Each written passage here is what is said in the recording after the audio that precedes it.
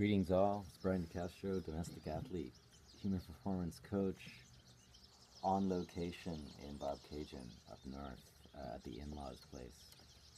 Behind me you can see a wide open field. It used to be dense forest and they came in and tore it up and they're going to be building houses back there.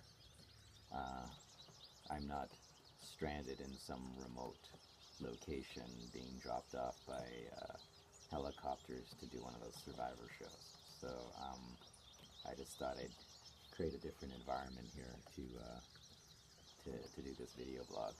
Anyways, so welcome, and I'm gonna do a video blog every 15th of the month. This is a new structure. I'll do a newsletter wrap up like I've been doing every month, but every 15th of the month I'll film something like this addressing a lot of topics that have been coming up.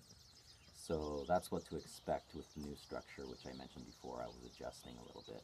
From time to time I'll send things over, but just small items that I might find relevant during training or real-time stuff during the month, if I think it might be helpful for you guys. Other than that, expect 15th, shortly after the 15th, you get a video blog, and secondly, you'll get the monthly newsletters, and the video blogs I'll probably be posting on my website as well for those who are not in the group that might be curious and finding out more and how this works. With regards to the topics today, I have 3 topics. The first topic is food or nutrition. Regards to what happens when we're removed from our regular routine, our regular environment. For example, we might have everything we need at home now that we've planned and started making some changes, but what happens when we go on vacation, when we go to social events, when we go on a cruise or whatever it is? How do we approach that? What do we do about it? Okay, so the second topic is training, specifically regarding setbacks. We've all might have some plateaus, injuries, illnesses, things that have come up in the last little while that have been shared to me that have been challenges, but for the most part we've been trucking along and doing what we can do. But I'll share a little bit on my point of view on that area as well. The third topic being social support and accountability with regards to your immediate tribe, your family, your loved ones, people around you. 2 things there. One is, how do you get the support? And 2, how do you share what is happening for you in a positive way that doesn't put pressure on anybody else to feel like you're trying to push something on them? Although for some people, some might have wanted to get their family members on board with stuff like what they've been doing with their workout programs and nutrition and stuff like that, and not everyone's in the same place. So we'll discuss a little bit on what I have to say about that. That will hopefully be helpful. So moving forward, first thing, food and social events. All I can say is using more of an athletic model on how to approach things. No athlete or team goes into an event or a game being the social event, without a plan. They have practiced and run plays, they've prepared, and they visualized, and once you get into it, it should be automatic. So the key is, you're going to a friend's place to celebrate a birthday party. There's going to be alcohol, there's going to be socializing, you'll be having lots of fun. You might be worried you might let down your guard a little bit, drink too much, eat too much, have too much dessert, whatever. That's all valid stuff. And I think if you prepare going into it, you can enjoy all those things and not walk out with regrets. I've had conversations with clients at the end of training sessions while I'm stretching them out. And they say they got something coming up and they're worried about being consistent all this time and then falling off the wagon. So I walk them through it. I go, well, what's going to be there? Who's going to be there? What is the event about? I kind of put the ideas in their head of what it would look like when they're there before they actually get there and encounter the situation. Um, Almost gaming it before you go in. So, some things you can do, some actionable things. Don't show up starving. Um, Train that day, train that morning hard if you can. Create a caloric deficit. Go in hydrated, and take a couple breaths before anything happens. Someone comes up to you and asks you if you want another glass of wine. Take a moment, think about it, and come up with your response. Sometimes you don't need another glass of wine. Sometimes you'd love another glass of wine, but make sure that you're just being more aware of what you're doing without making a big situation out of it. But I think the more present we are with ourselves and in the situation, I think we can enjoy it more and walk out of it with little or no regrets, and still feel like we're not depriving ourselves of anything, and having a great time. Other things I've talked about was types of alcohol. Beer, for example, could be a killer because you need to drink so many of them, or you don't need to, but some people tend to drink a lot of them, and that's a lot of calories, carbohydrates, and whatnot. That kind of throws us back. Um, or the other way around, some people will go with a vodka soda, which has less sugar, and you can hydrate at the same time, but those tend to go down like like water. So got to be careful with those as well. I've had people told me that they separate each drink with a glass of water, which is also a great idea. Wine you have to look out for. Sometimes there's high sugar content, so just take your time. I find my first drink goes down pretty fast, but I try to enjoy and taste the following drink after. So there's a lot of different ways to just be present and think about what you're doing while it's happening, and without being a complete princess about it. But that's what I would suggest as far as going to social events and managing all this so you walk out fulfilled.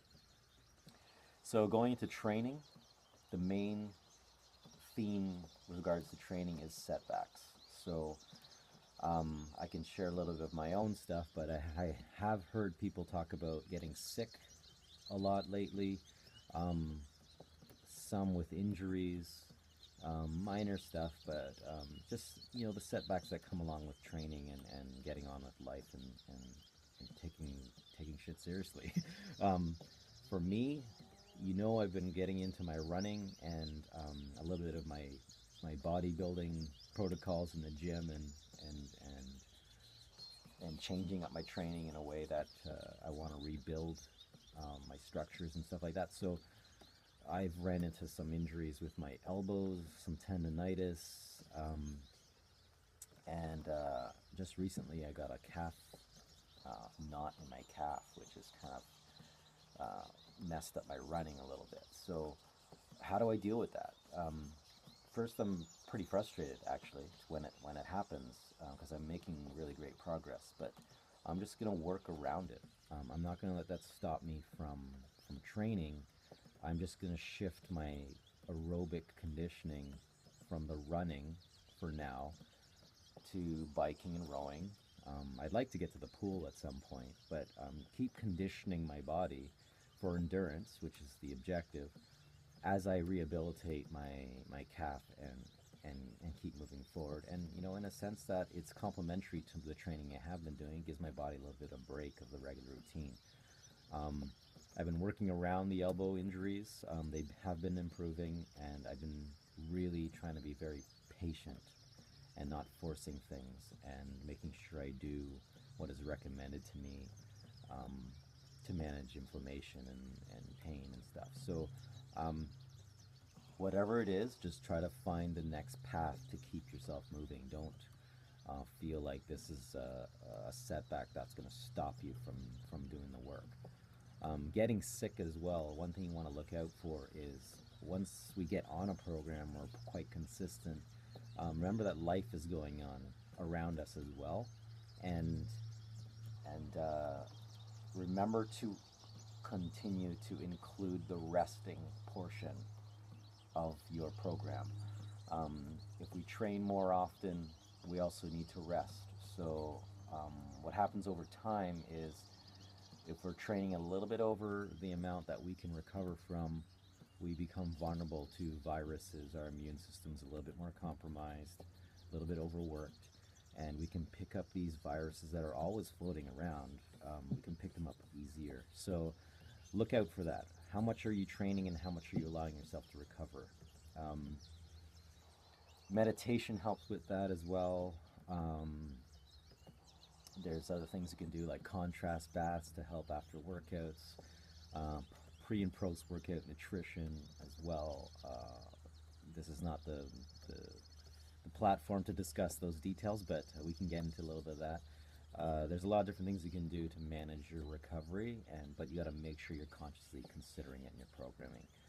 So that's the main thing in regards to setbacks and how to manage them. The third thing is social support and accountability. So I've been asked in the past, uh, you know, how do I share this with my family? How do I share this with my loved ones? Both in the sense of just being excited about it and talking about it, but also what if I want, my mom or my dad or my sibling to try this with me because I believe they need it. I think the main thing to consider here is compassion and allowing people the space to do things on their own time. So I would recommend just continue being the living example of what you believe in. Um, Try not to parade it around or put it in their face if they really are not asking any questions about your progress and what you're doing. But just be there for them, and you'll make yourself available for uh, those opportunities where there's a little window open where they might ask a question about what to eat for lunch, or how can they start increasing activity. The key is everyone is going to do whatever is required for them on their own time, and forcing it could create conflict and reduce the chance of you getting the support you need to do what you want, or being able to share with anybody. So um, those are some things I would consider with regards to your social, tribal group, which is mostly family members and closest friends who may or may not be involved in this with you. So um, I think looking out for those opportunities, but also being compassionate to what other people need and where they're at in their lives. So that's it for those three topics today. I will include other notes and details along with this movie here, or this video blog. And I guess to sum it up, thanks again for a great first quarter of 2017. For those of you who are approaching your 90-day anniversary, feel free to fill out that form when that time comes. I'd love to find out your feedback and how things are going. And if you have any other questions, feel free to contact me direct, and let me know what else you'd like me to get into.